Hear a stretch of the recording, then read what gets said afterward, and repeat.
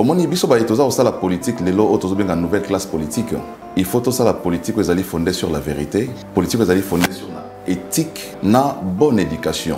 Aujourd'hui, il y a moi si, au hasard de la relation avec Mukendité, dans le sens il y a relation intimité. Aujourd'hui, photo ya Mukendi, au sangisi yango, au tien à Twitter, au lobby couple de pédophiles. Entre lobby liberté à moto, et comme il y aura libertinage. Et moto au sala moi azali moto azali kolbaga sala, azali juriste, azala droit, azali soki avocat, je ne sais pas.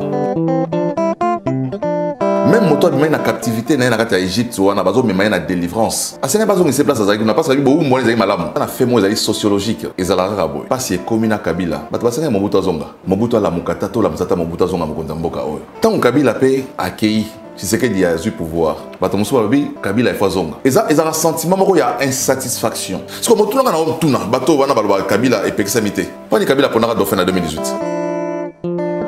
Mais dans le but il faut bandeko dans la plateau de télévision pour défendre Mokondamboka, il faut un minimum de considération, un minimum de respect pour la bateau wana. Mais dans le but na bandeko na biso o ya UDPS, eza cousine interne rotate, on ne peut pas interdire na bateau au bazar au risque.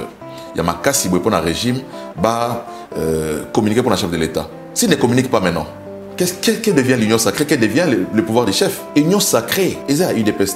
UDPS, c'est à UDPS. Au moment où il y a une contradiction, c'est Maman Paulette. Il y a une pensée moko. Il y a une critique. Mais ce que vous avez comme élite, c'est là les dangers. Mossala a conseil, c'est Mossala a contrôle, suivi, na évaluation. Mossala a conseil en moi. Mais le conseil en moi, Mossala a Mossala, c'est Mossala Mossous.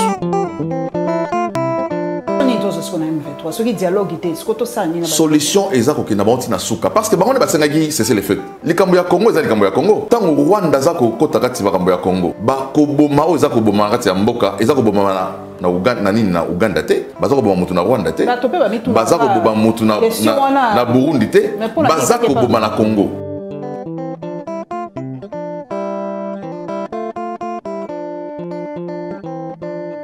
Chris Mukendi azana biso bandeko to kosolola na ye masolo ya mboka to kosolola na ye makambo etali ye moko na koka makambo kiki lokwa asia yebani aleka pe mingi awa to banda bala moko papa Chris Mukendi esengo mingi ko yamba yo esengo ezali partager Maman Paulette. Papa Chris Mukendi na koka ba ko lobelo kitoko te mikolo yo balobi basombi yo Chris tozo comprendre position na été Chris a commis yenani Chris a commis lolendo Chris kaka yo en tout cas 2 jours on a continué internet papa kaka yo likambo nini yo na ba internaute na ba compatriote na ba congolais likambo nini ekolika. Maman Paulette, merci pour la motuna au pesinga ipe lipaku ya ko clarifier situation oyo. Au moni biso ba etoza osala politique lelo otozo benga nouvelle classe politique. Il faut que la politique soit fondée sur la vérité, la politique soit fondée sur l'éthique, la bonne éducation. Au moins, liberté d'expression dans le mboka. Et puis, il y a synonyme, il y a libertinage.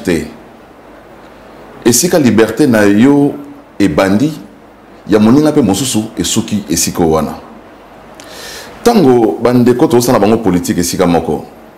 Parce que nabi que ezali dossier ndeko nangai ndeko Manix yenda ou pas ali communicateur à travers na monsieur Matata Pogno azako se permettre kozwa kombo ya moto azali père de famille azali mari azali beau-frère ya bato azali kulutu ya baleki na ye ozwi kombo ya moto ozwi photo ya moto OK ko na Twitter au lobby que au sangisi elongina mwana mwasi moko au bazana relation ta mon côté au bengi bango couple de pédophiles.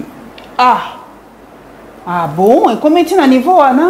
Aujourd'hui elongina mwana mwasi au bazana relation na Mukendité na sens il y a relation intimité.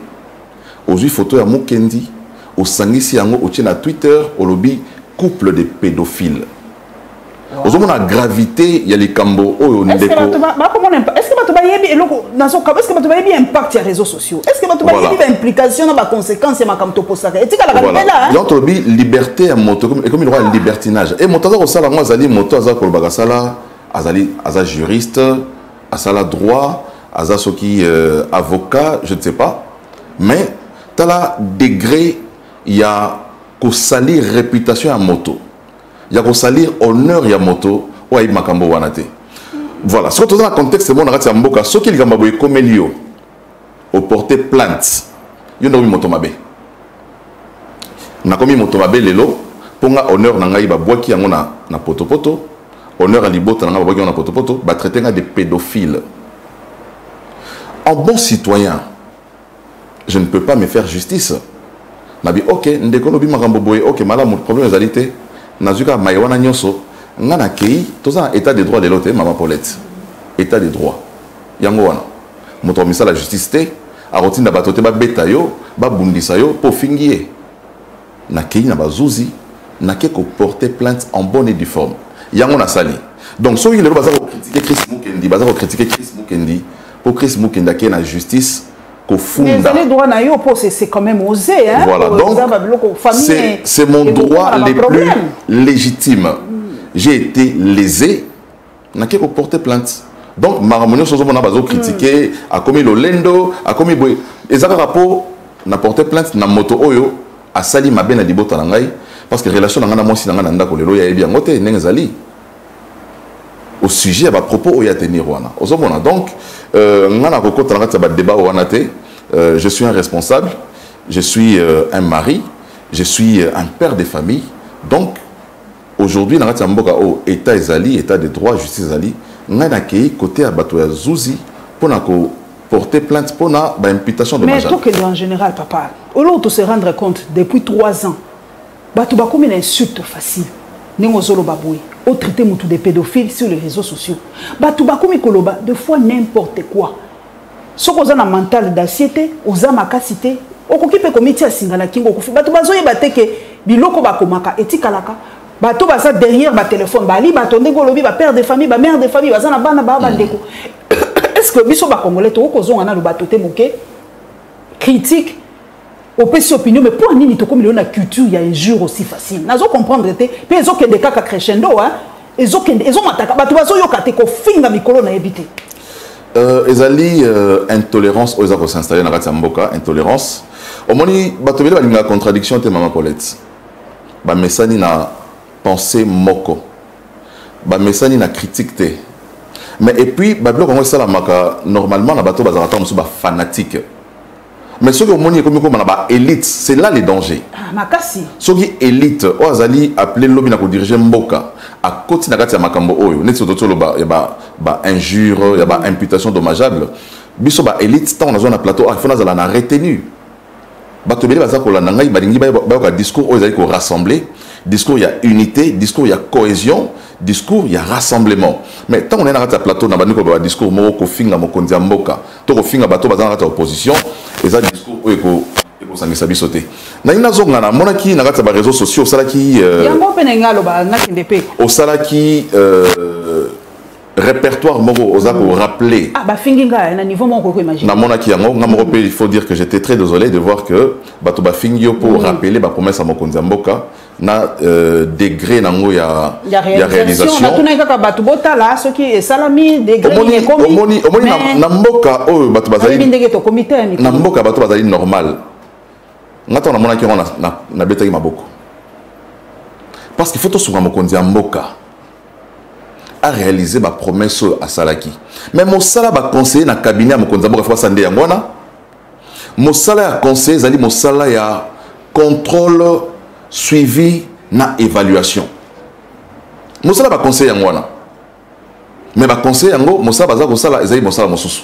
Donc moi je crois ngako tout ça zali mon konzambo kana robé dans la personne tali fouti. Maman Paulette, en tout cas, merci pour le rappel. Les cas de service, ceux qui ont nini, aux autres, ils ont manqué au chata carburant. Donc, je dis, c'est pour ce travail-là que tu as fait que certains sont payés. Bazo mis solo et belé. Pour la consala, mon sala ou sala kiwana. Il y a qu'on rappeler mon konzambo à ma promesse nae. Parce qu'en 2023, biso ba etoza ko tambola na mon konzambo ka toza ko tambola nae. Toza na bilan pour présenter le peuple congolais. Mokonzambo kasoka la kayi mai faut te savoir mais mokonzambo la kayi mai tisi koma itozo mona te to yebisaye toza permis na mokonzité pour tout ça la jalelo te toza les mois de décembre za koyete mokonzambo ka ça sur discours il y a état de la nation mais tant on ça discours il y a état de la nation devant les congrès il faut makambo lobaki le 13 décembre 2021 ezalaki tomoni kino makambo tolobaki ya usine ya mai ya Lemba Imbwana ekomi opérationnel, makambo ya usine ya mai oyo ya Ozone ekomi pe opérationnel. Soki Kongola zangi mai na ndako na ye ekobima te na robinet ya moto ya pouvoir na robinet ya moto ya opposition nde ekobima te eponaka te ntango mai ya régie des eaux ezali koya ekobima na robinet ya congolais nyonso. Ntango lotili ezali koya na bandako na biso ekopona te oyo ndako ya moto ya majorité na peli na ndako ya moto ya opposition bato ya fayulu na kopela te ezaka bongo te eza mpo na bolamu na biso nyonso. Donc yango culture ya intolérance oyo wana ekomi kokoma makasi ya kofinga na bareseaux sociaux yango ozomona soki okofunda moto afingi yo balobi yakomi moto ya lolendo eza lolendo te. Donc il faut biso nyonso surtout biso baélite to communiquer na bato mosusu bazali kocomprendre te fonctionnement ya l'état ndenge ezalaka, démocratie ezalaka ndenge nini, mabende moto akende a déborder la langage na ye soki a déborder la langage na ye bazuzi bazali ba magistrat bazali ba robenga ba messieurs mokolo tel le na plateau de télévision au sali outrage ou offensé mokonzi mboka, mais aussi longtemps que to comme na moto akomi na outrage te akomi na offense na chef mokonzi mboka te o azali ko baso ezali vérité, il faut esunga biso bato za na pouvoir pour que tokene liboso. Parmi les promesses ezali réalisées na moni baba kiseli ba fonctionnaire moi mon solo mais ba congolais mususu ba lobby ezali kaka insuffisant le quoi Noé Chania lobby ezali insuffisant pour tozana na SMIG te, il faut ezala par rapport ya SMIG alobaki makamoko très technique na ko luka tweet ngona ko tangela bino tout à l'heure. Est-ce que pour na yo ezali un pas de plus surtout ezali kaka bon même si c'est vraiment insignifiant donc ça dans le côté ça 54 000 francs na yo ki babaki si ça il maximum rebelle parce que 300 000 francs congolais va salaire donc non babaki si likolo ya combien ça ki liboso combien babaki si combien papa Chris il faut natala mais na mona ki barème je crois que est-ce que tu as appris na smiga wa to na primo ko ebana smiga ezate tant na barème ezali misolobane ko futa na fonction publique avant selon les grades secrétaire général directeur chef de division chef de bureau tina bato assez. Mais il faut dire que ils ont un pas. Il y a solo les alliés moqués, mais ils alliés un pas. Parce que bah réduire été, bah matissi. Mbok ils ont des difficultés belées. Je pense que bateau baza va bénéficier en mbok il y a mis solo oyo. Oh bateau ça discours politicien té. Baza ko sepela. Bah sepeli parce que batika la gina o wanate. Ko baxi la bango yango ils alliés ko sunga parce que vie ils alliés cher na kati ya mboka. Biloko na wenze zali ya komata donc c'est tout à fait normal que tant biloko zali komata na wenze misolo pe bato bazali ko zona kati ya ba entreprise na kati ya ba dekola biso ba fonctionnaire à l'état ba meka komata ngo pe ndambo moke ti ko koma pe soki moko nzamba kolinga tant mokolo mboka ko koma na stabilité o ko mba ressources comme belé ata fonctionnaire asuka mata na $1000 ozomona donc mais tout ça komata moke et ça, il faut encourager. Les politiciens, ils ont toujours un discours, ils ont ok. Tant qu'ils ont pris un passeport, ils ont pris un bongo. Tant qu'ils ont pris un billet d'avion, ils ont pris un lenge moko. Mais les bénéficiaires, il y a des avantages à accorder les lots. Je pense que les fonctionnaires sur l'État, ils ont essayé. Donc, nous avons avant Tozonga, papa, avant Tozonga, il y a loi électorale pour nous qui déjà qui est plénière, en gros, sinédi et tout, qu'on comprendre l'été. Na este kuna ba payer belé ba sangani pour to quotidien na communauté a payer ba este kuna ba on so ba sangani ba lobi il faut te trouver na tanga bino ngona lopoto pour comprendre moi nini esprit à tweet wana. Un sommet va se tenir ce jeudi à Nairobi entre le Kenya, l'Ouganda, le Rwanda, la RDC et le Burundi. C'est à l'issue de ce sommet de haut niveau que les options seront levées sur la suite à donner sur la question du M23. Papa, est-ce que le M23 te bi kezali na sous-région? Mais M23 ils ont un dialogue non oui ba ko senga ba solo ba ko senga ba na table autour d'une table to yebi ndenge ndem suba ba ko ta suna ba institution ba ko ta bato ba ko ta na armée soki ndenge ni mo soki siko ba lever option wana papa biso to suka suba to za susu na ba zobe on ni brassage mixage ezongeli susu.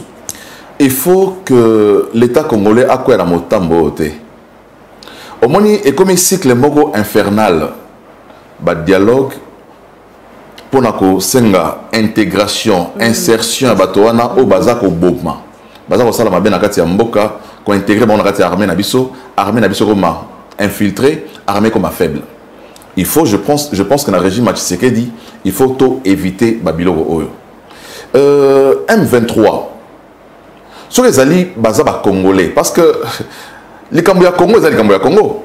Les autres la paix sous région, hein, pour battre sous région, bakoti nakati. Justement, sous région dans le sens que bakota attend moussou stogi massa c'est bandi, bakota attend ce bamboka moussou les alliés frontaliers, d'autant plus que ba frontière n'a mis aux alliés paix poreuse. Ozomona.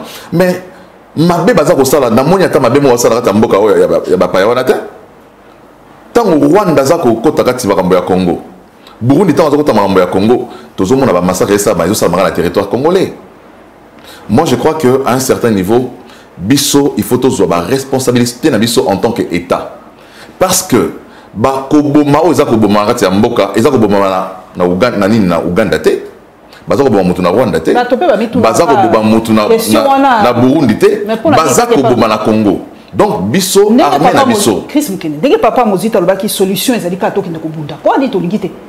Pour le lobby dialogue pe to sala ngo mwa mingi po banda ba mingi na brassage wa sito sala solution finale ikre na bisiba ko bundati bon to ko bundate mais ko bunda si ça fait kamongo ba moko mama pour les ngo ko bunda faut la pe makaso za ngo ko bundate biso na makase parce que tant ngo bunda wana armée na bino d'abord za nene to na armée te armée so makase mais ça infiltré tant ngo bunda et c'est rassuré que na kana yo ba nyos baza batunayo na kana yo baza batunayo ozoke no bunda na lopango ekangami na yo nzo na kati ya lopango ya yo bato lopango wana bakota bazana kati ya ndako na yo mais so ko bunda ba baluka ba ko boma facilement ozomona donc pour ko kende ko tenter loko wana il faut ko sala nini il faut ko extirper d'abord na kati ya armée na biso to ba ngo mikolo nyoso armée na biso eza ba brassage salama ba mixage salama na kati ya armée na biso tozana ba ougandais tozana ba burundais tozana ba angolais tozana ba Rwandais nakati.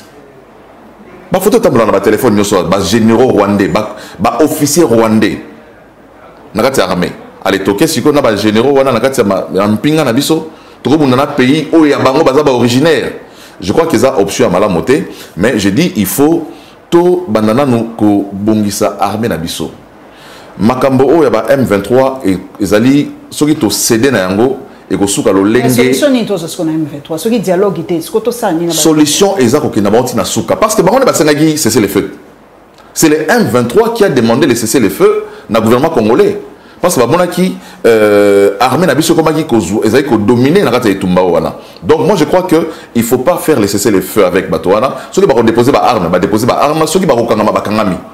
Mais ko kende ko négocier na bango ba na cahier de charges na bango ndenge zalaka ba na cahier de charges na bango le gouvernement congolais abanda kotala ba oyo to sala oyo yo senga kuna ko manani ngala zaki lieutenant boko misanga colonel asala pe armement esika moko te ba zuye ba bombarder colonel na kata armée na biso ça affaiblit notre armée ozomona donc babilo wana il faut esi là sommet wana ezali à caractère mot diplomatique la RDC peut toujours aller na sommet wana koyoka.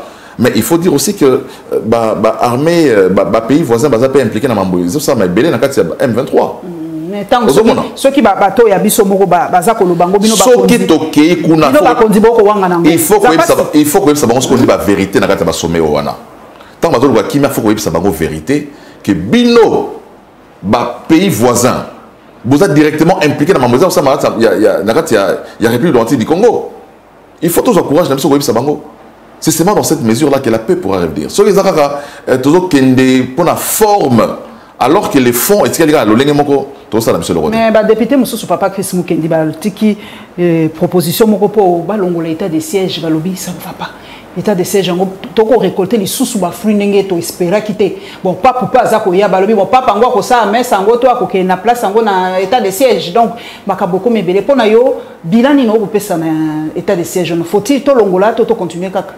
Nalanda qui généraux militaires dernièrement na radio Andeko Labino nani Christian Losakweno, balobi état de siège ils a réussi à 60%. 60%.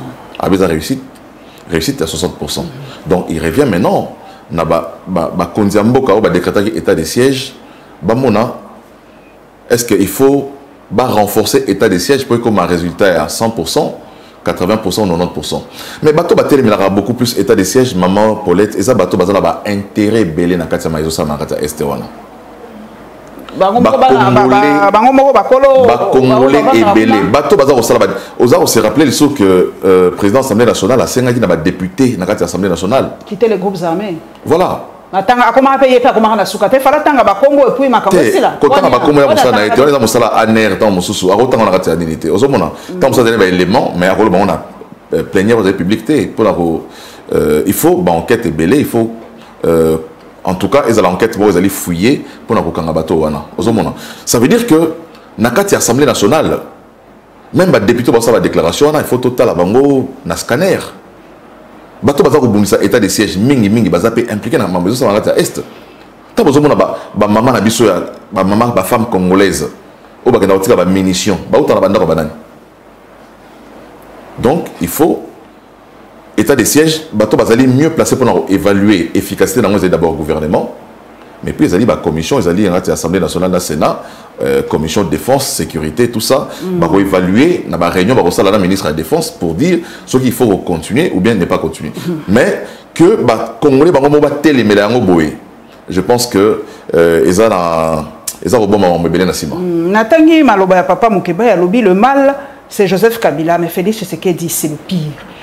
Semaine je crois que c'est semaine on a vu ceux qui semaine passée si je ne me trompe pas tout le monde qui ndenge ba population ba lamba qui est ba ki kotiketi na kingakati bazoye melaye azonga natanga epele sous propos ya papa Daniel Safou na pese mbote mingi Mike Mukeba mbote mingi alobaki ya zai ko banga to comme on a point population esenga retour ya Joseph Kabila to comme ne sikango population komi ko belela Joseph Kabila zonga papa Chris Mukendi na ebi que papa Bati a travaillé pe na Joseph Kabila maman Paulette botuna liboso est-ce que constitution ya biso yo simbi wana na loboko ozanango pembeni otambola tout le temps la constitution est-ce que la constitution en mboka na biso ezali ko interdire to eza ko permettre na Joseph Kabila aya na 2023 et population na biso o ça la lecture nini ya fulwana o ya accompagner qui Joseph Kabila ti na kingakati ma Paulette na relever ba Femi Sato na motuna na yo ya liboso o ebitango Kabila azu pouvoir na katamboka oyo ils ont fait moi sociologique ils ont la raboy parce que commune Kabila bato basanga Mobutu azonga Mobutu ala mukata to la msata Mobutu azonga mokonza mboka oyo nova phrase wana te ma Paulette tant Kabila pe accueilli Tshisekedi a eu pouvoir bato musu babi Kabila il faut zonga ils ont un sentiment il y a insatisfaction ils ont sociologique ils allaient naturel. Donc quoi ban Israël hein de basanga Moïse hein. Justement. Israël merci pour souvenir makasi. Donc même moto de na captivité na kati ya Égypte wana bazo mema na délivrance. Asena bazo ngi se place azali na parce que bo mo ezali malamu. Pokuna kolia attaque pamba kuna za kolia attaque pamba eloko ba koloba même sous Kabila ezalaka boete que c'est ça échec. Voilà, on a relevé que ça problème d'abord sociologique. Mais des deux nzela Kabila leka kiona nzela leka mikonyoso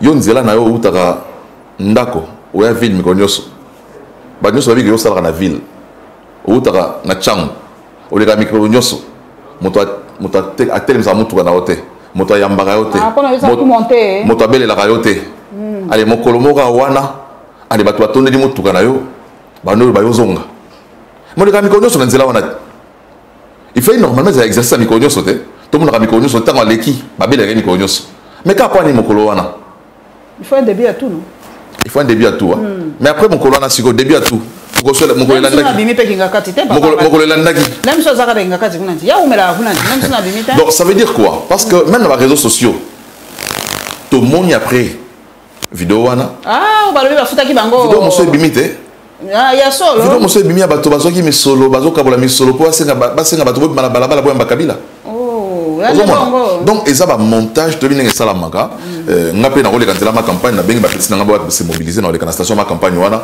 boya mbangata na le kaona na tene de 500 000 francs congolais ba kaboli bazu ba petit kitambo ba petit ma campagne ba temi na kwa nation na komi na mutukale ba cercle mutuka politique to ebine de salamaka théâtralisation de la politique.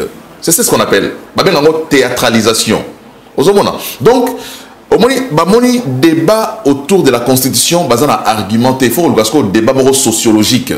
Le peuple a lembi, a Kabila Zonga. Comment le faire? Il faut commencer à provoquer Kabila Zonga. La population va dire combien? Kinshasa, tu as combien, Maman Paulette? bato bazalaki bazali combien? Bazalaki 1000, bazalaki 2000, 3000. Attends, bazalaki 2000, bazalaki 3000. Mais ba militant bango ba bato pe perdre. Bazalaki ba militant na bango. So basali réunion na bango la veille babi OK, lobi to robima la balabala, to ya makabila, bozo mbongo boy. Basali pe réunion ba préparer, babi basali yango. Donc, ils ont un montage politique qui n'a rien à voir avec la volonté exprimée par le peuple congolais à travers la Constitution de la République qui a limité le nombre de mandats de la République à 2.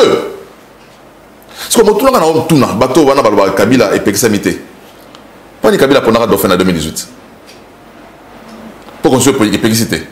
Poisson. Donc, construire le baki, si on a sali des mandats à PMI, si Mazon a les sous, construire le baki. Et le bas peut être la matière.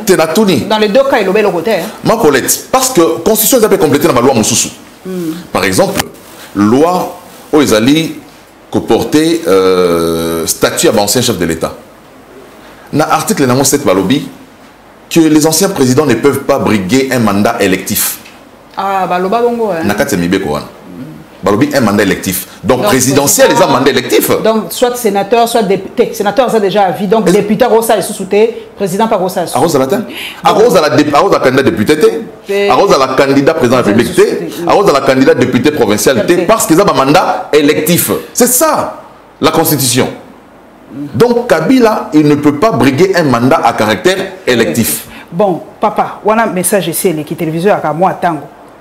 Papa Vital Kamerhe azongi. Bato balobi ko zonga na ye. Oyo mo yebi bana mboka ne ba réfléchir ka ba congolais ba réfléchir toujours. Balobi azongi po comme premier ministre Sikapo, balobi gouvernement sa malukonde penza moyente, pe mo konzi mboka électorat est la capitale, les pacificateurs, les rassembleurs makamunios, aloba minoka mboka nyoso mboka donc yende penza ko porter penza bilan na ye.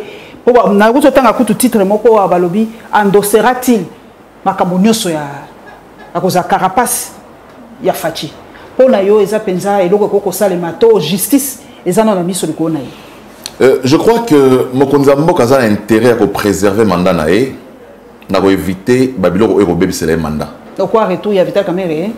Je suis pas contre relaxation à Vital Kamerhe. Je ne suis pas contre retour à Vital Kamerhe. Aza kulutu na biso, aza moto amaele ya mboka oyo asali mosala makasi na kati ya mboka Assemblée nationale, ministre, tout ça, Vital Kamerhe, acteur majeur dans le dialogue avec Mboka, Aza Moto, tout le monde négligé dans le Mboka na bisoté.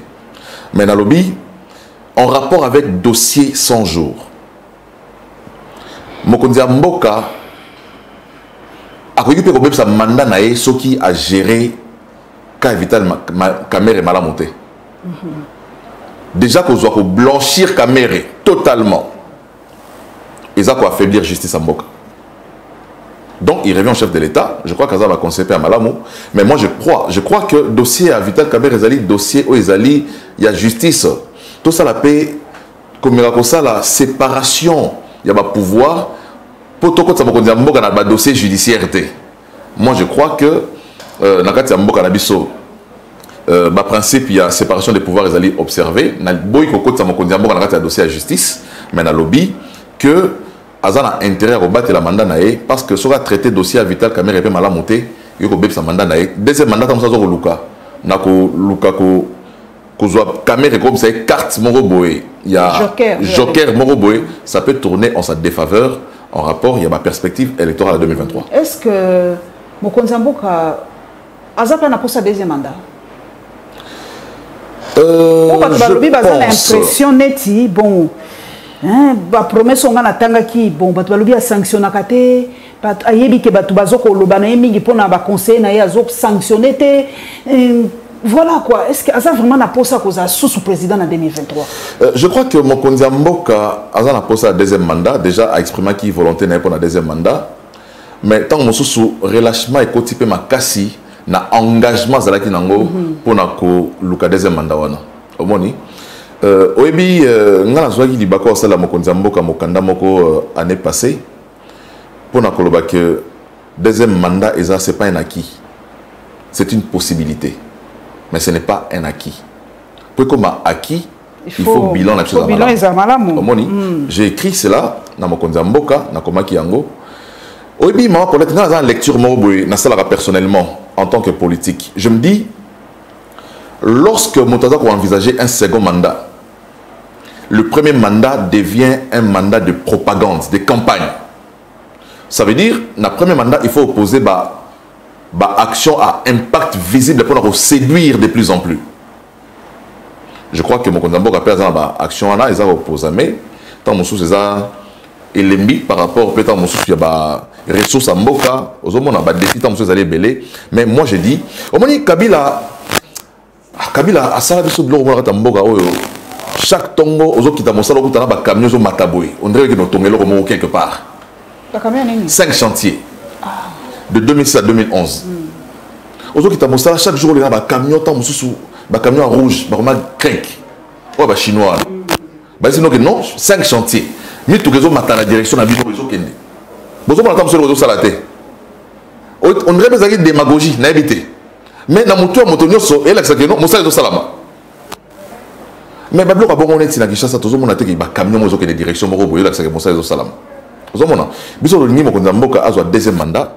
Mais tout le monde peut implication engagement à 100% pour que même Bisso va défendre le bilan tous à peine un discours. Je crois qu'il a besoin d'un deuxième mandat, mais bon, je pense aussi qu'avec programme, il y a développement en 145 territoires, il va beaucoup plus.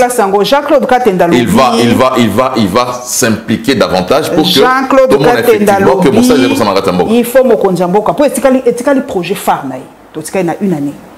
2023 est année électorale. Donc, dernier projet phare, bateau, peut-être que l'ingénieur est un projet à 145 territoires. Mais bateau, comme il y a Koloba, bateau, il y a le quoi Alki Tengue, na PC Mbotemi, un grand économiste en Boka Nabiso, à s'appelle un journal naïe, à s'appelle un magasin naïe, moi n'attends qu'on voit la publicité, sauf footinga, Jacques-Claude, Nana Bakoto, Nani, Alki Tengue, sauf footinga, la tangi comme le konayo. Donc, à lobby, bateau, comme déjà qu'on crée une entreprise fictive. Pour détourner beaucoup. Ils ont projet mon année 145 territoires. Jean-Claude Katende à lobby, il faut que le projet wana Moutounio soit tangamina kati ou azali de même présumé détourner a poussa na pembeni ya 145 territoires wana te pembeni ya projet wana ti. Bon ba tout ça lobby comme eza nzombo le soir projet à souka po ba nzombo mo solo pour élection en 2023. Papa, lecture na yo ezali nini et loko nini kokupé ya to sala bien pour projet on a 145 territoires et ça peut être une réussite éclatante pour la nation et ezala pour et loko penza fatia ko bomber to sabi loko na sali yango. Il y a des bosseurs au sala ezali que na choix il y a ba entreprise faut ça mo sala. Il faut pas penser neti qu'entreprise ezala na durée de vie déjà à plus de 2 ans. Aux exemples. Comment créer on va créer parce que dans beaucoup d'habitude bato baza capable de recréer une entreprise la veille et ça la marami qui na dossier parce que notamment que comme moi zali kuna a créer entreprise ozomona mais je crois que eza dossier dans lobby ezali carte ya souka fait c'est que dit pour na sauver mandat mandat faisait sauver et nous pensons que projet à développement 145 territoires ezali projet où sauver mandat Tshisekedi. Mais il faut aussi tout rappeler bateau parce que bateau quand ça est projet on soki bandi lelo et si la en 2023 té. Na ba programme à gouvernement ça na ba projet ba projet à court terme. Ouais à long terme hein. Projet à court terme ezali projet bandi de 0 à 1 année ba exécuter en aussi. Projet monsieur ezali ba benga ngo projet à moyen terme ezali projet bandi de 1 année à 5 ans. Monsieur ezali projet il y a à long terme, ils ont de 5 ans, tilicolo. Donc, projet, il y a cadre, il y a programme, il y a développement, il y a 145 territoires. Et ça Mbalamoko à court terme, à moyen terme et à long terme. Ça veut dire que ce misala est bandit, mais c'est aussi là en plein mandaté. Par exemple, pour on a forage, ils ont à court terme, on a forage et salami. Mais ce qui est la dimension de la construction de l'école, la construction de l'école, la construction de l'hôpital, je ne pense pas que sur toute l'étendue du territoire national, il y a une vitesse moko, avant 2023, et si là. Donc, je crois que les Congolais ont une action et puis, ils ont une plateau de télévision. Mais il y a un contrôle. Est-ce que ils ont une structure ils ont un comité de pilotage.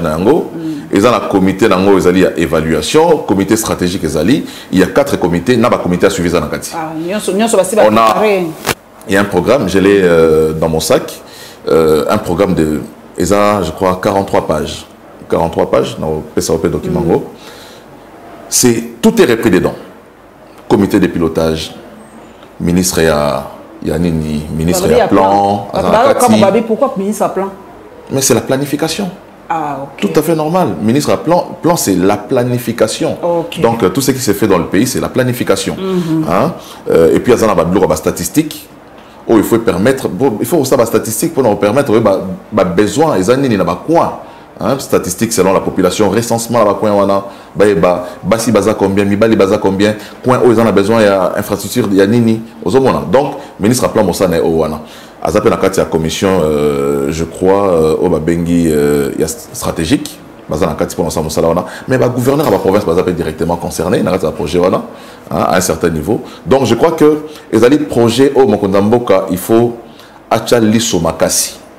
Dans le secteur à contrôle, il faut IGF et participer en amont comme en aval pour éviter le détournement. Parce que si on a mis sur les alliés, comme on a mis sur les alliés, détournement les alliés. Enrichissement illicite, ils en ont kati. Surfacturation, ils en ont kati. Donc, il y a besoin de concours à IGF. Parce que là où surfacturation les alliés, IGF faut acheter sur les kati.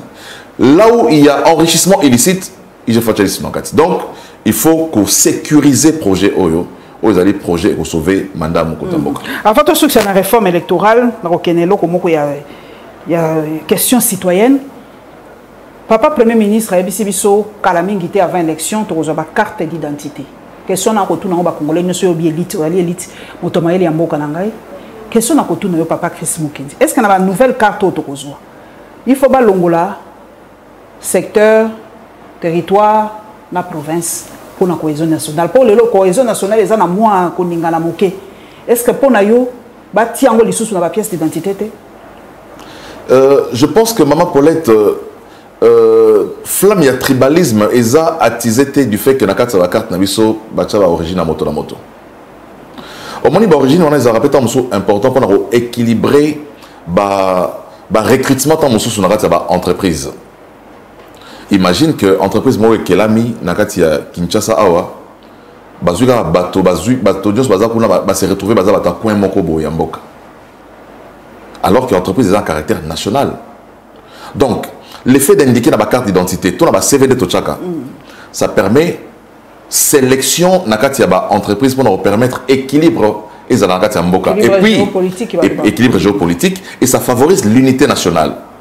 Imaginez vous travaillez dans une entreprise où 80% il y a une entreprise où on a besoin de Moroboé. Je crois qu'ils ont mal à monter. Je pense que débat sur cohésion nationale, sur lutter contre le tribalisme, va au-delà de nos origines au total de la carte d'identité. Il faut que les peuple combien il y a des ethnies dans la Mboka, combien de tribus dans la Mboka, tous les bisons sont congolais. Toko vanda esikamoko, toko balana entre biso, toko zalana ba ndeko ya bikolo mosusu. Lelo ba tozo betali soba ba citoyen du monde. Jean-Baptiste, lelo Jean-Claude Van Damme so retournier aza citoyen américain to belge, c'est un citoyen du monde. Ça veut dire qu'à un certain niveau, à un certain moment, toko la kanandenge ya culture est quoi la rappeler. Tous ont été enfermés dans la coin de imaginez les lots qui toka tabamboka toka tikati bon moto la moto dans la coin nae. Communautarisme va bien. Banque centrale za kishasa kende wapi. DGD za ekomi ya banani. Omoni monnaie nationale bino bolobi ok biso na coin oyo to sala so franc congolais té. Bo créer banque na bino ya sika. Bo créer ba industrie ya sika. Bo sala ba passeport na bino na coin place bozali. Il faut tout développer, penser dans Bisso, c'est combattre entre Bisso. Papa. Nous sommes un seul peuple. Ok, bon, ce qu'on exode rural. Pour question, on a retour à question phare et aux engagés d'émission. Exode rural. Bisso, Gaï Baboti Nanga Basako et Bissanga, Natango Baflama, Motoso à outil intérieur, aïe, ça, traçabilité Zalaka. Il y a pas nani au sala combien de temps boina pose qui pour ni ba tracer exode rural. Les lots c'est vrai ba lobi na constitution congolais nous ça a droit ya kovanda esika alingi. Mais bato ça qu'on se rendre compte que ba village ça qu'on se vidé. Ba village les autres kala polele. Pe bato ba ko banga lokwa monseigneur moko lobaki la nature a horreur de vide. Ce qui se passe c'est tikali polele bato musu ba saidini ba ye ba koti ba vandi. Papa Chris Mukendi. Exode rural cause nango ezali nini? Peto sala nini pour lutter contre l'exode rural. Pour balobi comme penza donc et mati sous son proportion pour ça. Un des projets où lutter contre l'exode rural, c'est un projet de développement à 145 territoires. Okay. C'est un bon projet pour lutter contre l'exode rural. Mais l'exode rural, maman, pour les temps, tu vas aller sur le lelo. Tant que tu vas aller exode rural comme le roi Sika. C'est le roi Sika. C'est le roi Karion, on a besoin de penza quand même. Balo peut-être dans les réseaux sociaux. Obinzemba Jibe à Kinshasa. À ma place, moi, exode rural, nakini, économie, économie, yamboka, souci. Quand JB chante cette chanson-là, nous sommes en quelle année? Il a chanté l'exode rural. Ça veut dire qu'il y a un Congo exode rural les Alaraka. Les gens vont dans des endroits où autant Moussoussou espérer conditions à la meilleure. Mieux-être. Kinshasa, ils ont vivre exode rural au Kinshasa. Mais ce n'est pas pour autant que les Kinois refoulent Rabato, Kinshasa. Les Kinois se disent que Baza ne Gonabiso. Tout ça, yo za ndeko na yo avant ndaka musu na boma aye pa na Kinshasa obenga na ye tant aye Kinshasa ebele ba ko tanga na Kinshasa ba congolais ebele baza ba ba province ba tanga na Kinshasa ba musu baza na Unikin ba musu baza na IEC ba musu baza na mais c'est pas ça l'exode rural, c'est l'exode rural mais pour un but. Mais ce qu'il faut maintenant faire pour lutter contre l'exode rural, il faut développer ma province. Et c'est là que Batobazoa Kinshasa va à tourisme. Il faut tout remplacer exode rural na tourisme. Il faut développer les provinces. Bisope na Kinshasa, tout le monde rappelle Kinshasa, tout le rappelle intérêt à Mboka, na cadre touristique. Donc, projet de développement 145 territoires, ce sont des projets à encourager et à multiplier. Dans le régime après régime à Tshisekedi. Lorsque vous êtes dans un coin où il n'y a pas d'université, vous allez poser Rotanga. Mais dans le coin où vous avez une université, tu vas te déplacer. C'est ça l'exode. Lorsque tu cherches à manger, qu'il y a un coin où vous allez vivre, les réalités. On place votre bazar au liat. Tout à fait normal. Il faut qu'il y ait une politique nationale qui permette à ce que Motonio son coin où vous allez azala bien, mais si koyo bien wana et permettre biso tout ça là au tourisme tout ramboka et a pas si il faut tout mais congolais pas tambola kenda wapi ou azana possible tambola kenda wapi Dubaï Turquie il y a pas de Congolais qui vont à Lomé Kinshasa bon je vais visiter Goma bazana bango pe mwanda bazami balé misato ozomona mais si vous avez $600 makanzi mbala moko Dubaï ozomona donc je crois il faut tout développer nini mboka na biso de manière à ce que tout on aura pour ça au côté à la rate intérieure. Donc ceux qui s'en a réforme il y a loi électorale aussi to yoki kuna balobi plénière il fallait ça la mercredi yo envoyer Sinedi. Réforme électorale on papa Chris Mukendi pour des obangs bateau. Il faut pas changer nini, pas réformer nini la loi électorale. Babylon vous allez belé à changer mais na l'Obama pour les cadres indiqués pendant ça la réforme et un cadre institutionnel. OK. Ça veut dire l'Assemblée nationale et le Sénat. Il ne faut pas que beaucoup de boutiques dans la ville, beaucoup de hôtels dans la ville, beaucoup de réformes pour un seuil, tout le seuil. C'est la représentativité haute, tout le monde suppléant, la famille, tout le monde a les besoins, on va député national, on va voter. Mais bazo banga peke l'Assemblée nationale kuna kwa ba nsuba lobi ko bango ke sa résonance c'est sa majorité biloko mingi ko lekate po so ini tolima kama ba suppléant ya bana na bango ya nini na bango e ko lekate neti ngai na lingaka par exemple na proposer déjà na komela bato balobi député peut faire na deux mandats aussi si deux mandats na yo po bato mosu c'est biso tozolo ba to changer classe politique to changer classe politique nini papa Chris Mukendi ce sont les mêmes personnes qui sont là d'éternité en éternité. Au moins ils ont un soubassement de la loi député sali deux mandats au tiki Chris Mukendi pas à côté politique mutu pas à côté mutu mosu pas à côté pour les jeunes bazo baté ba ko sala ba ko komaka ba député ndenge nini soki bato mosu basi batia ba racine ti na kati ya terre ti ba nini ya terre to tanga na géographie ti place moto pelaka kuna ba jeune ba ko sala changement donc ba jeune ba ko tika ka ba porte mallette ya ba leader ya autorité morale. Maman Paulette oza tant monsieur a raison, ils ont un cadre de réforme. Je pense que Bandeko baza en cadre de l'Assemblée nationale, baza pe bato maele, ba sociologue bazali. On a changer te bango ko baza juger parti ba ko lingata. Voilà, mais je crois ils ont proposition tant monsieur malamu hein pour permettre renouvellement à la classe politique. Non seulement renouvellement, rajeunissement. Rajeunissement parce que renouvellement pour renouveler ce sont les mêmes personnes vous avez renouvelé. Mais rajeunissement ça veut dire que bato musu ba o bazaki moi Bakolaki, Bilégué va remplacer Pébango, Nemozoloba. Bon, ils ont payé ma proposition, mais je ne crois pas qu'ils aient la carte de ma proposition. Non, voilà, je pense pas.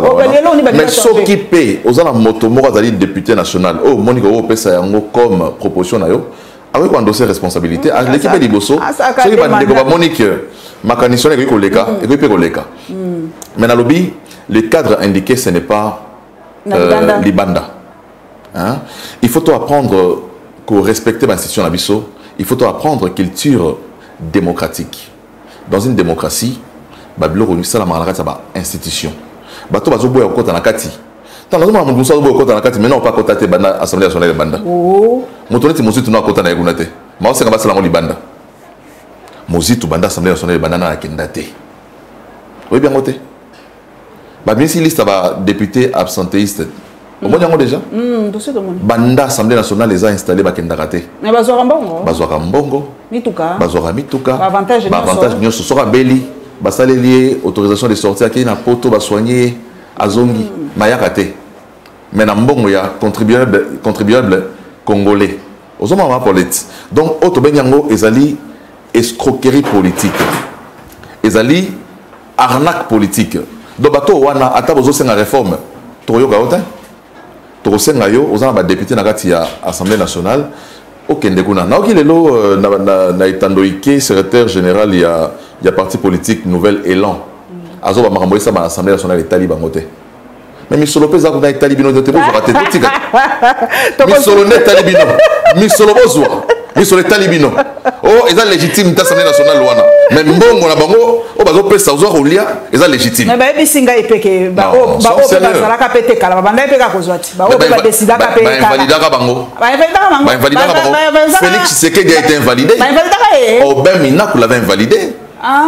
Les députés en 2011 au Tshisekedi ça va siéger. Ba siéger ba invalidaka bango. Ba invalidaka bango. Après un temps ils ont été invalidés. Mbosso a même été large.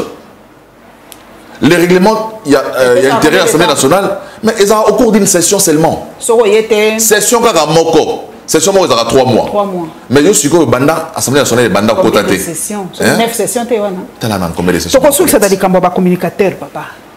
Yo na ndiko zaki parmi ba communicateur ya innocent. Nazali. Mais balobi bon, peut-être ba to IDPS balobi e panzani. Papa il les a tambwasa ni na makambo yo. Bon ko wana te bon problème. Na il les a. Na habite. Asali. Ah, le bel mabe. Oh. Oh, le bel mabe. Ya solo. Alo bini. Ah, tukanga makamri pe na ibakate, makambo batak personnel ngala kipakate. Osali suye nini papa? Oh, tu n'habites il y a député, il y a député ngala moto pamba siko. On peut sangana moi idée, alo baki nini papa?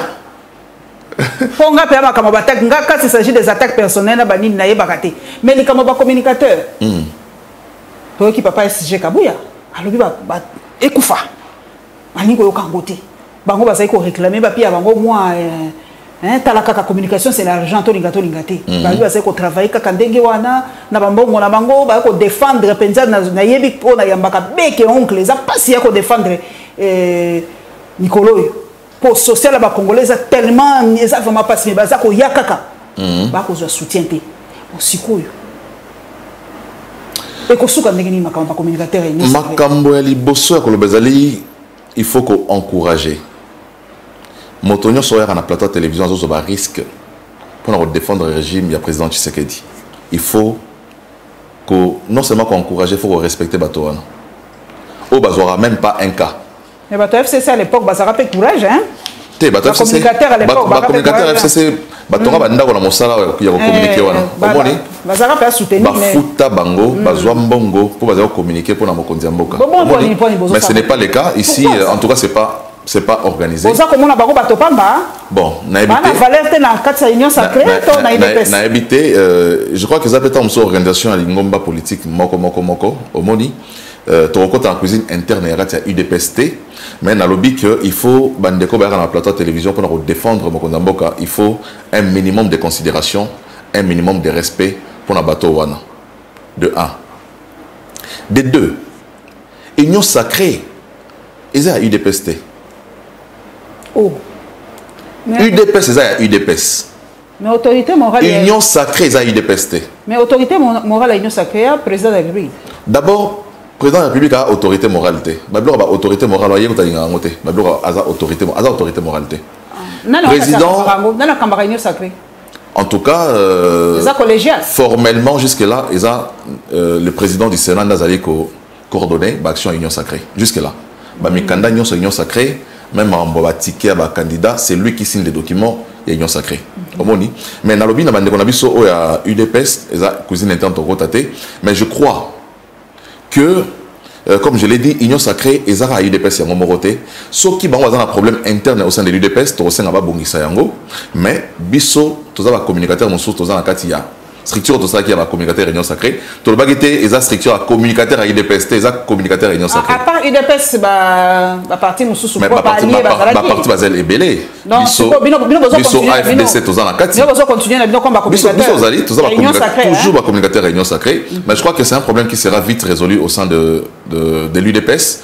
Ils attendent sur une compréhension qui était née du fait qu'un groupe de communicateurs personnellement, comment qui peut tant sous prise en charge ou communiquer les soutiens il y a eu des pestes et c'est là que tant sous moins salité l'école à partie il y a tant sous soutien mon condi à lingomba kabuya à la décision wana mais je crois que bazar pour harmoniser on ne peut pas interdire na bateau au bazar aux risque il y a ma casse pour un régime communiquer pour la chef de l'État s'il ne communique pas maintenant que devient l'union sacrée, que devient le pouvoir du chef parce que ma conseiller sinon, bon, on va conseiller à la chef de l'État comme un communicateur. Voilà. Merci papa. C'est là la communication. Bon, n'habitez place ni balekaka peut-être pas à la Lyon TV ça moi pas si mais bon les kaka même bon communiquer ça sera une bonne chose parce que nayoki que bah ça dit quand même réplique par Yamakambo natanga qui a ba promesse c'est une bonne chose au moins ouais de sa population qui mokonzi aloba ki boy to komi na niveau boy mokonzi aloba ki boy to komi na niveau boy mosala ba futa bino pona ngo et le binango papa Chris bo futa nga pe par na ngai asali bino mosala merci mingi nzamba benisa yo papa Chris Mukendi ya benisa République démocratique du Congo to kokutana mbalasima.